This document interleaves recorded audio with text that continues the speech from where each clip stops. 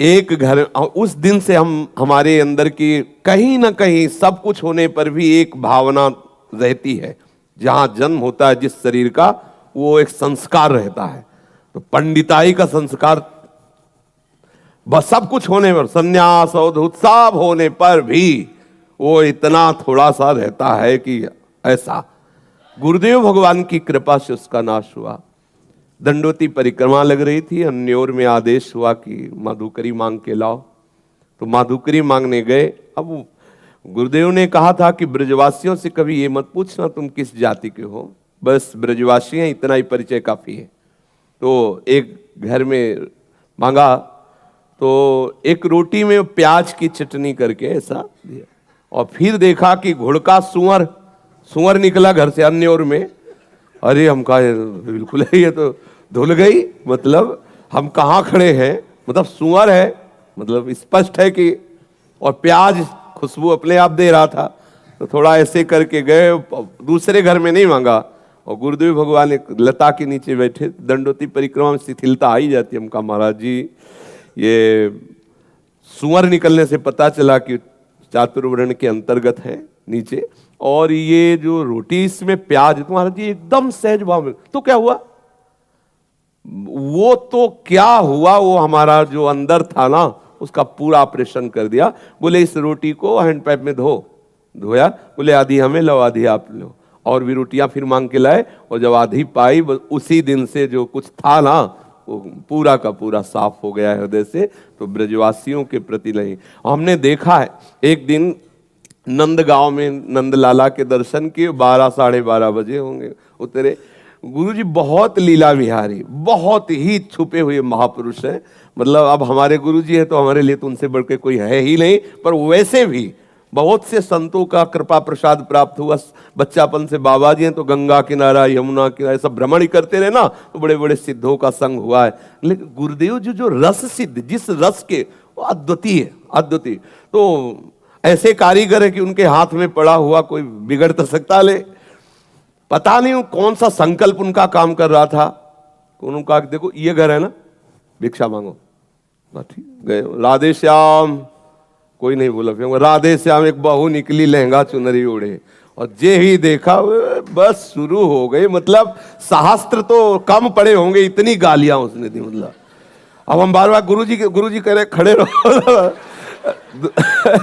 जो कुछ तुम्हारे अंदर वो धुल जाए पूरा, बोले खड़े रहो।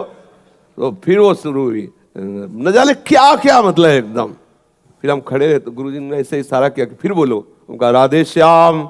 तब सास निकली, बोली एरी ऐसे नहीं मानेगो, दे दे रोटी, दे दे। वो घी की चिपड़ी रोटी लाई, ले ऐसे झोली में डाली। हम कहा गुरुजी रोटी मांगना तो बहुत आफत है। बोले ये ब्रजवासियों का कृपा प्रसाद है, सच्चा देहाभिमान नाश इन्हीं से होता है। बोले ब्रज, यहाँ के जो संत जन माधुकरी मांगते उसका कारण है ये ब्रजवासी जन उतार के रख देते। जितना फुलरा होता ना, हम तपस्वी त्यागी और उनको कोई अपराध नहीं लगता, क्योंकि वो भगवत पार्षद है। वो भगवत पार्षद है, उनको कोई अपराध थोड़ी कि साधु को कह रहे सारे हरामी मोटे सुअर मांगने आ रहा, तेरे को शर्म, ये सब होता है, ये सब चलता है। तो गुरुदेव भगवान जब रोटी पा रहे थे तो उस रोटी से जब आधी आधी दी तो उन्होंने कहा कि जानते हो ये रोटी प्रिया प्रीतम की प्राप्ति कराएगी। ये जो अपमान से मिली हुई जो ब्रजवासियों के टुकड़े हैं, ये सीधे भगवत प्राप्ति कराएंगे। तो दोनों बातें ब्रजवासियों के प्रति उनका कटु व्यवहार और उनके पवित्रता पर विचार ना करके ये मेरे आराध्य देव है ऐसा। और फिर अब हमारे मन में आया कि अब बरसाना ठीक है, नंदगांव बहुत कड़ुआ है। अंदर आया, गुरुजी से तो नहीं कहा, पर अंदर बात आई कि लाडली जी के गांव में कभी कोई नहीं गाली देता।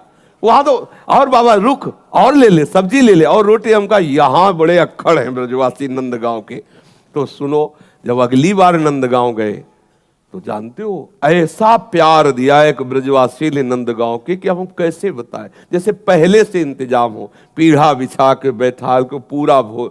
तो अंदर से रोए कि प्रभु हम आपके जनों को जान नहीं पाए। हम तो सोच रहे थे आगे बहुत कड़वे लोग हैं, बहुत प्यारे। ये जितने भी ब्रज 84 कोष के अंतर्गत है, ये वास्तविक सच्चिदानंद प्रभु के निज पार्षद है। माया का पर्दा लगा जिससे हम जान न पाए। और यहाँ के पानी में गाली का प्रभाव होता है, यहाँ के पानी में है। अगर वाणी में माँ बहन की गाली ना आई तो असली ब्रजवासी है नहीं, पक्का समझ लिया। अगर असली ब्रजवासी की पहचान देखनी है और उसको छेड़ दो तो चाहे तुम जितने बड़े परमहंस हो, 2-4 गाली तो दे ही देगा वो, समझ लेना पक्का ब्रजवासी का खून है। उसे छेड़ दो थोड़ा, हट तो जैसे सारे बहन और माँ की, और फिर ऐसे वो धुल के रख दे, पक्का ब्रजवासी। आप गांव के ब्रजवासी छोरों को देखो, वो आपस में बात करते हैं तब देख लो, भाई भाई से बात कर रहे हैं तो भी 10-5 बार तो निकल ही जाएगा। इस पानी का प्रभाव है कि वाणी में कठोरता का वर्णन, और हृदय इतना द्रवित है पूछो मत, सच्ची बात मानना।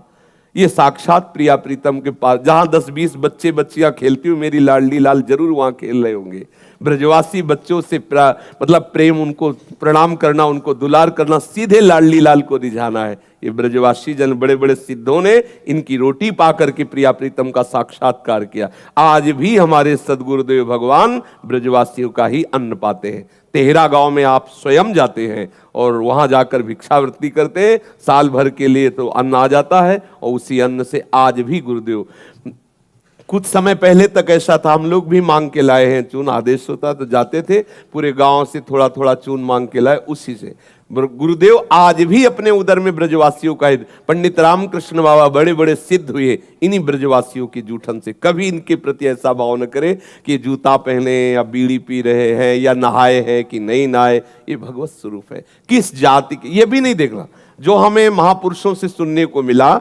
पूज्यपाद उड़िया बाबा जी कहते हैं ब्रजवासियों का प्रत्येक टुकड़ा भगवत प्राप्ति कराने में समर्थ। सन्यासी थे, अवधूत महापुरुष, ब्रह्मबोध महापुरुष, सब ने ब्रजवासियों की टूक की महिमा की। अगर इनका टूक मिले तो बस आदर से स्वीकार करे, कभी ये भावना उनके प्रति ऐसी न करे।